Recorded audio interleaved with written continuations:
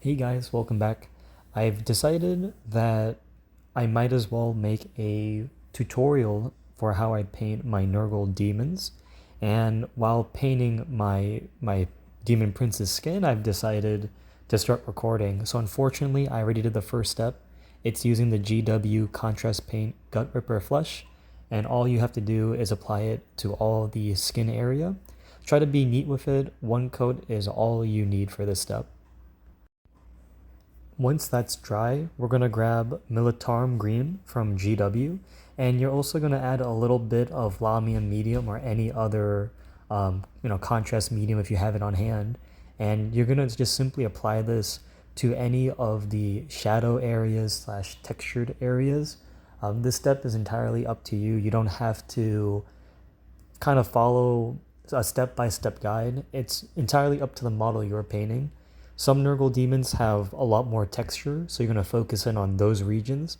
This model is an older 1980 Citadel miniature, so there's not too many textures. So what I'm doing is just focusing on shadows underneath, the butt, behind the ankle, his spine, his ribbing. So you're just going to go around and apply 1 to 2 coats of this. Again, take your time, keep it thin, don't let it pull too much unless it's in an area that's fully shaded.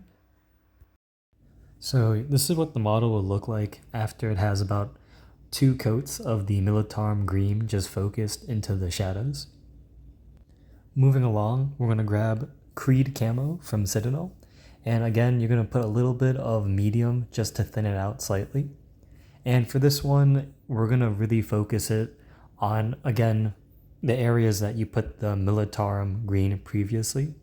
So you're going to see in the video, I apply it and I want this to really tint the most, I would call, grotesque areas and of course the shadows.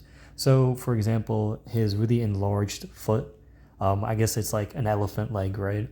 A lot of current GW models have it, so I would put that, I'll put this Creed Camo on those sections.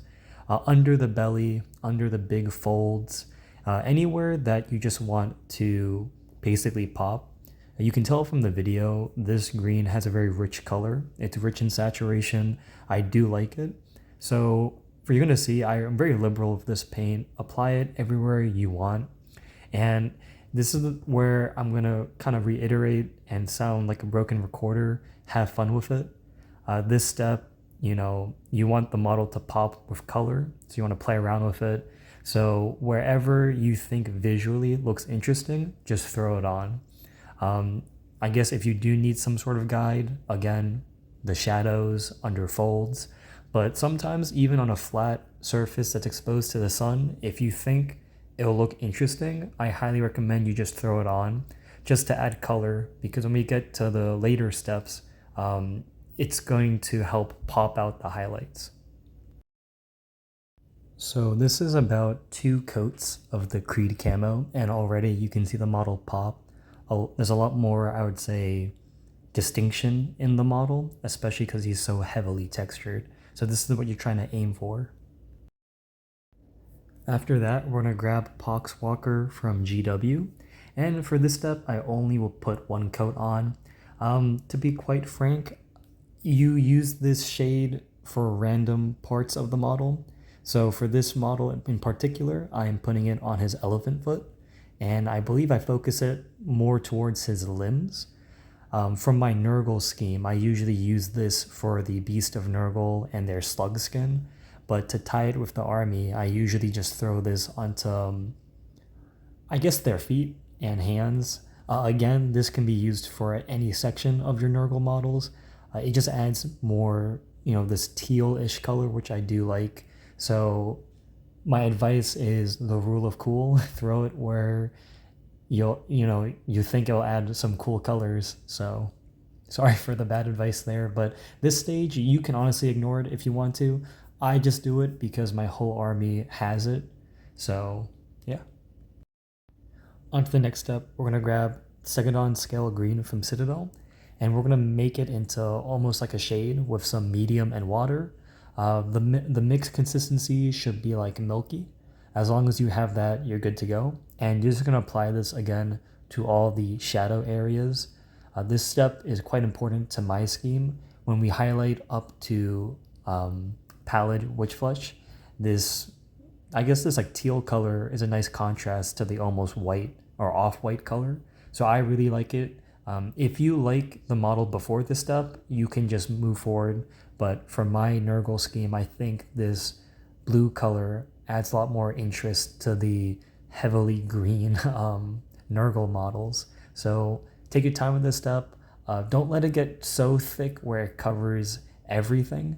I made a mistake here and there occasionally, but you shouldn't mind as long as you focus it in the shadows and not, exposed areas. So here's a shot of the model that has the Stegodon scale green glaze/shade applied to it. I really like how it works well with the previous colors. So now that the shading is done, we're going to grab Krieg Khaki from Citadel, and you're going to lightly dry brush this over all the skin and focus towards the areas hit by the sun. This will help basically add some base color back to the model, and it'll help us start highlighting in the next two steps.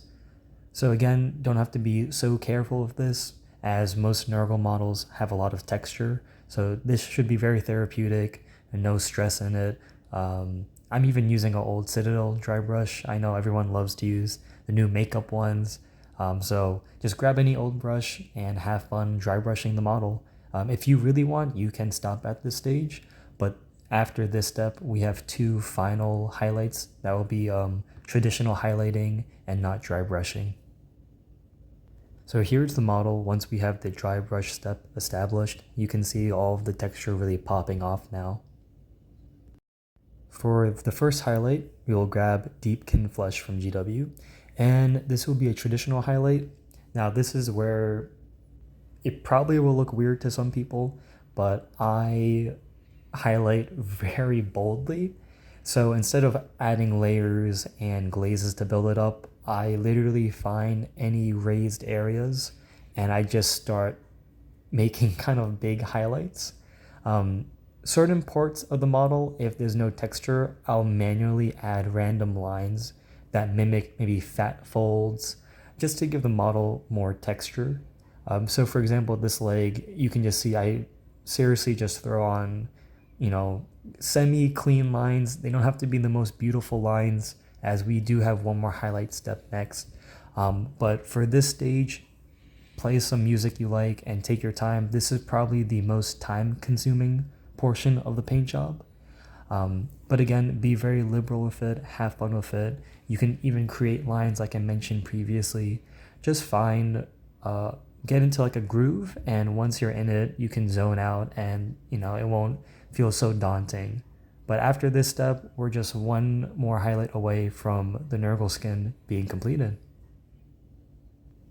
So this is what the model is going to look like after you have the first highlight from the Deepkin Flesh, and you can see the model just pops off now. It is a bit more illustrated looking. That's how I do my paint style rather than the very clean, beautifully blended. Luckily this model has a lot of beautiful texture, so it works really well with this scheme. So the last step is to grab Pallid Witch Flesh, and for this highlight, you can either be heavy-handed or be a bit more conservative. So you can add just white dots to the sharpest points of the skin. Some parts I do that. Other sections, like for his wrist, because my highlight line is so long, I use this Pallid Witch Flesh to cover up to half of it. So I guess my best advice to you is up to you.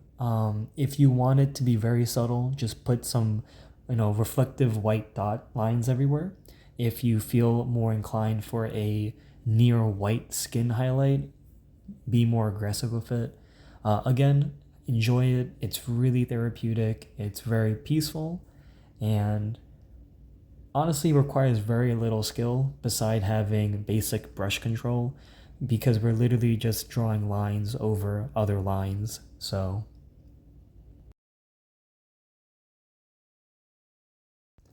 guys, here's the final reveal of the model with all the highlights done. You can see how much more striking he is now. Definitely really fun to do. Again, he does look a little bit odd with all the other sections not filled in. I will make more guides covering the guts, skulls, and how I paint my rusted metal effect. But if you want to see anything in particular, please leave a comment below, like and subscribe. And until then, I hope you guys are enjoying hobbying.